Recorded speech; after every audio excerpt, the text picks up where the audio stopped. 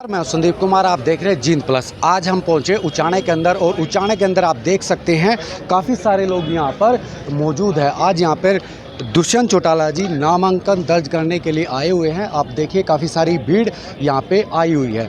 अगर बात करें पिछली बार जितनी भीड़ उनके साथ थी वो भीड़ अब की बार दिखाई नहीं दे रही है। कहीं ना कहीं किसान आंदोलन का इसमें काफ़ी बड़ा फ़र्क आप लोगों को देखने को मिला है और अब की बार दुष्यंत चौटाला की जो राह होगी वो बड़ी ही और तीसरा विधानसभा का आपके प्यार और भरोसे पर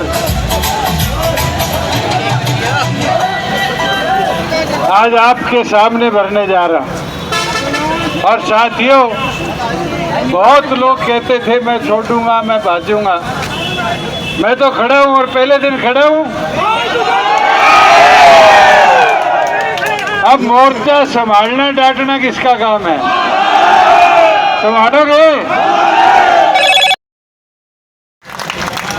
यहाँ खड़ा हूं तो इस भरोसे के साथ हूं कि यहाँ अब एक एक साथी दुष्यंत बनकर मैदान को संभाले। 30 दिन रात एक करेगा और 30 दिन इस लड़ाई में निरंतर अपने आप को समर्पित रखेगा।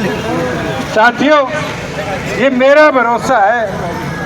लोग तो इस भरोसे को बारी बारी तोड़ना चाहते थे, मगर आज तक टूटने नहीं दिया। ये हौसला है तो आपकी बदौलत। और मैं विश्वास ये मन में रखता हूँ कि आपका साथ, भरोसा, विश्वास अगर रहेगा तो पिछली बार से ज्यादा वोटों के अंतर से उतारना जीतेगा। और साथियों,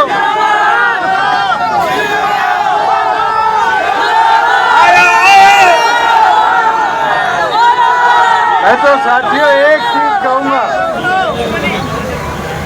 लोग अलग तरह की बात करते आए।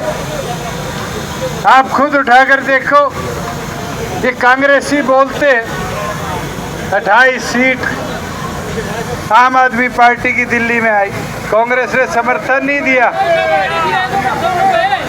साथियों, आज की परिस्थिति में ये लड़ाई मजबूती से हमने लड़नी और मुझे विश्वास है आप एक एक साथी जो आज यहाँ खड़ा है एक हजार की ताकत रखता है और एक एक साथी अगर 30 दिन समर्पण भाव से लगेगा तो उचाना जीतेंगे, हरियाणा जीतेंगे।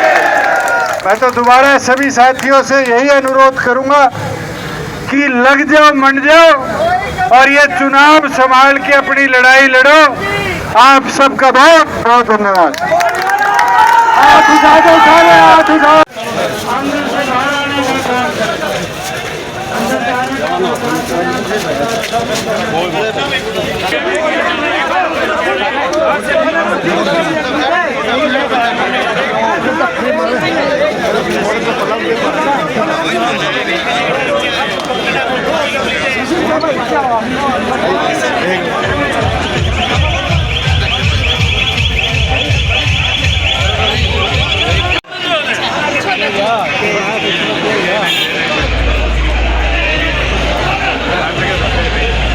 धरा ने पिछली बार भी चुनावी बुगुल बजाया था और प्रदेश में युवा ताकत ने बड़ी मजबूती के साथ लड़ाई लड़ी और आज भी उचाना ने वो नींव रखी है। और मैं तो अभी कह के हटा हूँ, उचाना जीतेगा तो हरियाणा जीतेगा और उचाना मजबूती के साथ इस जिम्मेवारी को पूरे प्रदेश में लेकर जाएगा कि जननायक जनता पार्टी और आज़ाद समाज पार्टी मिलकर प्रदेश को युवा नेतृत्व भी देगी और बदलाव की और युवाओं की प्रदेश में सरकार बनाने का काम। तो मैं ये मानता हूँ, जिस प्रकार से मैं बात कहता था कि मुख्यमंत्री सैनी तो कटी पतंग की तरह है, कल ये तो साबित हो गया कि बीजेपी की सूची के अंदर जो बारी बारी गला फाड़ के कहते थे मैं करनाल लड़ूंगा, वो पतंग जाके लाडवा गिरी है और लाडवा की जनता भी उसका वोट की चोट मारकर जवाब भी देगी। और मुझे लगता है आने वाले दिनों में देख लेना, सैनी साहब हरियाणा छोड़ो कुरुक्षेत्र जिला छोड़ो के लिए लाडवा कॉन्स्टिट्यूएंसी में ही दिन रात एक कर रहे हो। तो प्रदेश के युवा अब की बार क्या चाहेंगे? युवाओं ने आपका बदलाव रखा था, अब की बार तो युवा हमने- आपके साथ नहीं है। प्रदेश के युवाओं के लिए जो वादे करे थे पूर्ण तौर पर उनको पूरा किया। जैसे 75% युवाओं को प्राइवेट रोजगार में आरक्षण लाने का कानून पास किया, हमारी बहनों के लिए व्यवस्था बनाना, प्रदेश के अंदर कैसे नए रोजगार के अवसर आए उसके लिए उद्योग लाने की। और मैं मानता हूं आने वाले दिनों में भी वो युवा ताकत ही बदलाव की एक गहरी नींव है। उचाना में ऐसा क्या काम है जो रह गया, डिप्टी सीएम रहते हुए नहीं करवा पाए और अब देख रहे हैं कि चुनाव में करवाएंगे अगर जीतते हैं तो? मैं तो इतना बोल सकता हूँ हमने बहुत सुधारा है। आप तो यहाँ शायद पहली बार आए, मगर यही उचाना है जो 40 साल एक परिवार के पास था और यहाँ पर ना सड़कें थी ना पीने के पानी की व्यवस्था थी। आज यहाँ पर 1200 करोड़ का निवेश अलग अलग परियोजनाओं में, चाहे सड़कों का हो, चाहे भाखड़ा का पानी गांव तक पहुँचाने तक हो, गांव के अंदर प्रति एक घर में पीने के पानी की टूटी पहुँचाने का हो, बहुत बदलाव उचाना में आया है। और उचाना की जनता ये जानती है कि सार्वजनिक तौर पर जो विकास कार्य हुआ है 36 बिरादरी का और प्रदेश को आगे ले जाने का केवल मात्र हुआ है तो जननायक जनता पार्टी के। आप कह रहे थे परिवार की बात आपने की है, उसका कोई टेक्निकल एंट्री एग्जिट का मामला है और मुझे लगता है वो जैसे ही कवर अप होगा उसकी व्यवस्था है। बीजेपी का परिवार की बात आपने की है, वो परिवार कहता था कि हम दुष्यंत का उचाना छुड़वा देंगे। कोई बात नहीं, मैंने उनकी बीजेपी तो छुड़वा दी, कांग्रेस और छुड़वा दूंगा। आप कह रहे थे कि जो लेमिनेशन करवाएंगे मेरे को भैया। यहाँ से बाहर जाने की हिदायत देते थे, बातें रखते थे, उनकी तो अब तक टिकट भी नहीं हुई और मैं नॉमिनेशन भर गया।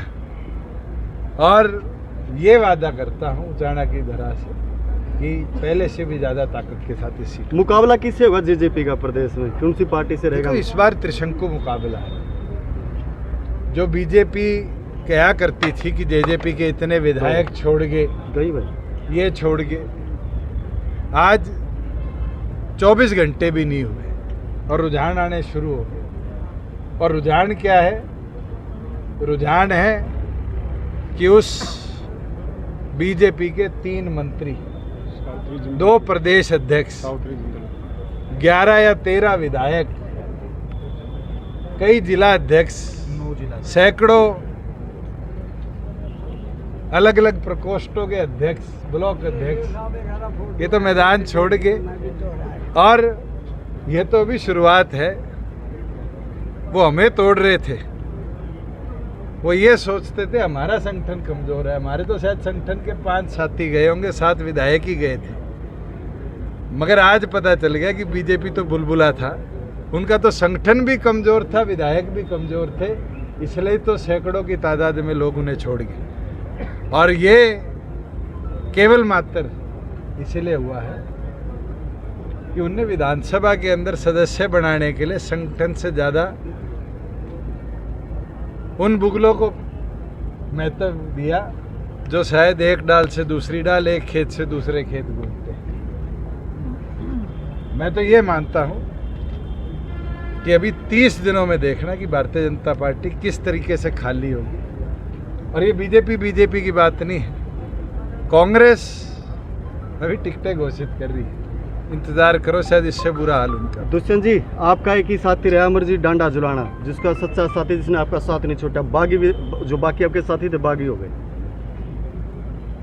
वो शेर सुना है चौटाला साहब ने संपत सिंह के जाते हुए कहा था कि एक छोटे से स्वार्थ के लिए वर्षों के याराने गए, अच्छा हुआ है मेरे दोस्त, 2 दोस्त अमरजीत को ही बोलूँगा ना, कुछ नकली चेहरे पहचाने।